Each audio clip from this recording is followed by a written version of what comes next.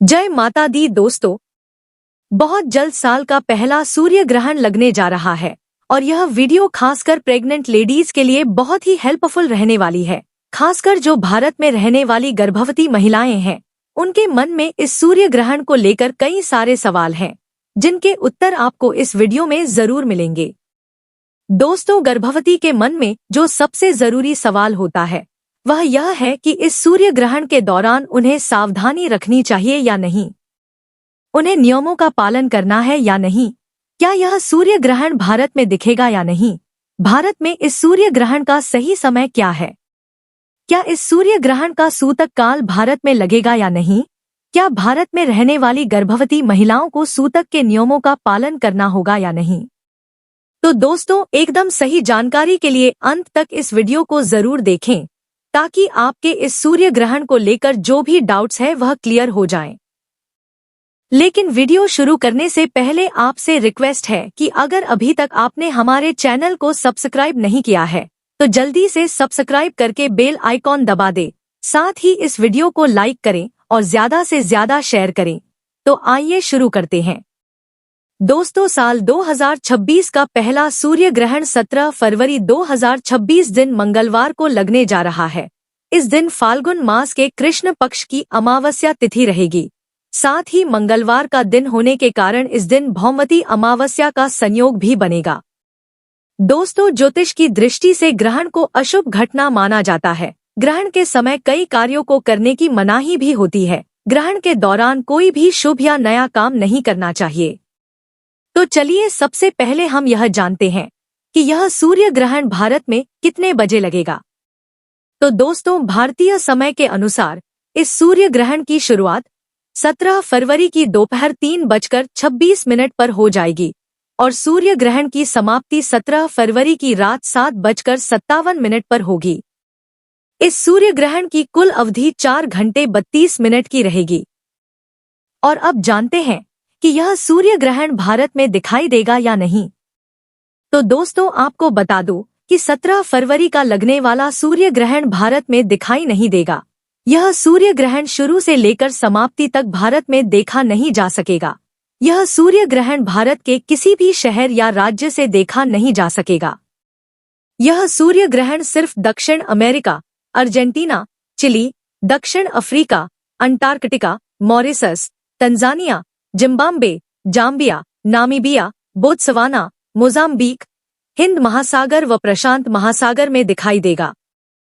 और अब जानते हैं कि इस सूर्य ग्रहण का सूतक काल लगेगा या नहीं।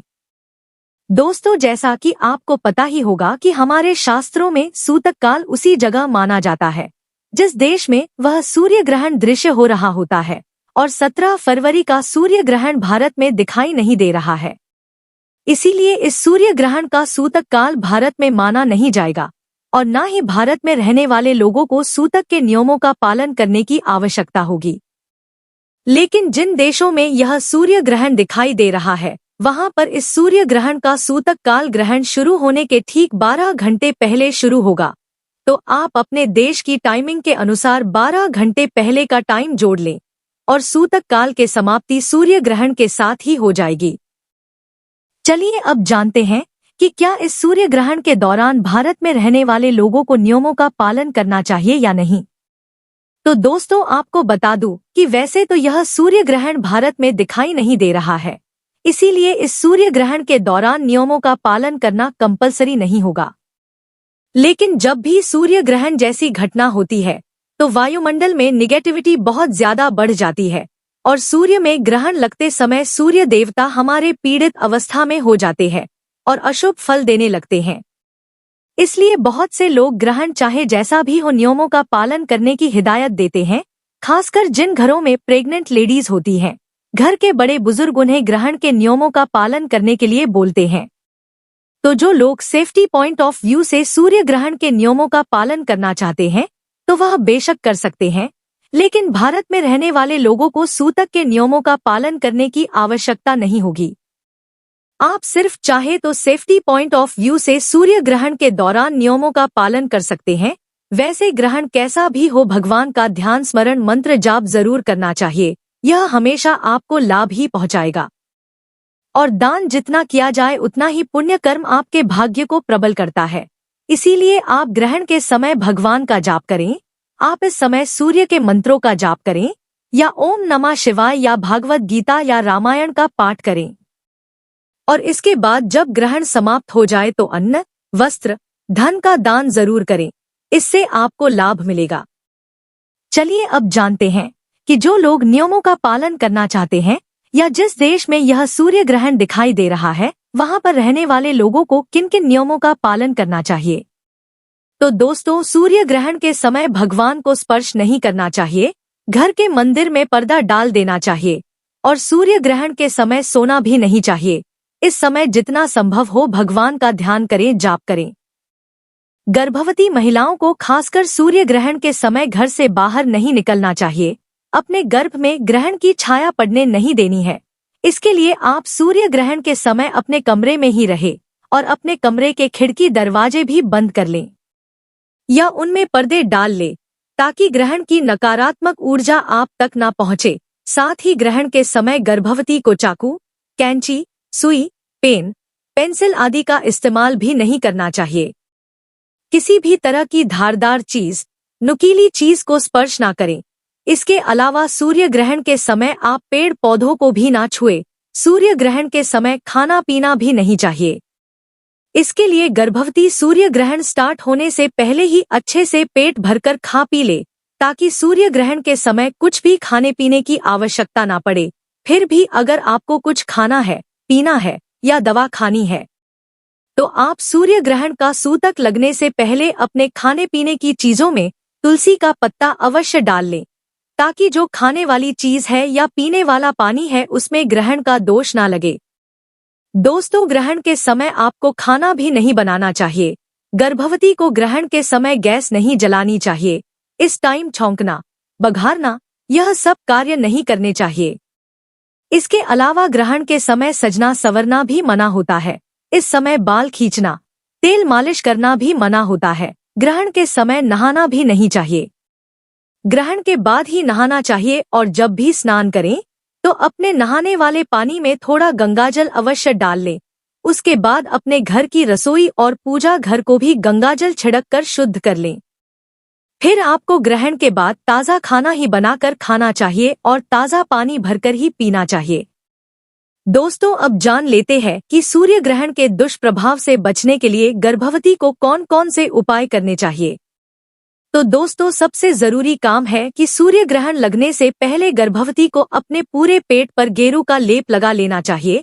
गेरू आपको बहुत आसानी से परचून की दुकान में मिल जाएगा और यदि आपको गेरू ना मिले तो आप लाल चंदन का लेप लगा लें। ध्यान रखें कि आपको अपने पूरे पेट पर कोई ना कोई लेप जरूर लगाना है ताकि आपका होने वाला शिशु ग्रहण के दुष्प्रभाव से एकदम सुरक्षित रहे। इसके साथ ही आपको दुकान से एक नारियल भी मंगा लेना है और ग्रहण के दौरान उसे अपने पास रखना है। इसके साथ ही आप अपने सर से लेकर पैर तक एक कलावा या मौली धागा नाप ले और ग्रहण शुरू होने से पहले उसे ऐसी जगह टांग दे जहां की धागा मुड़े नहीं।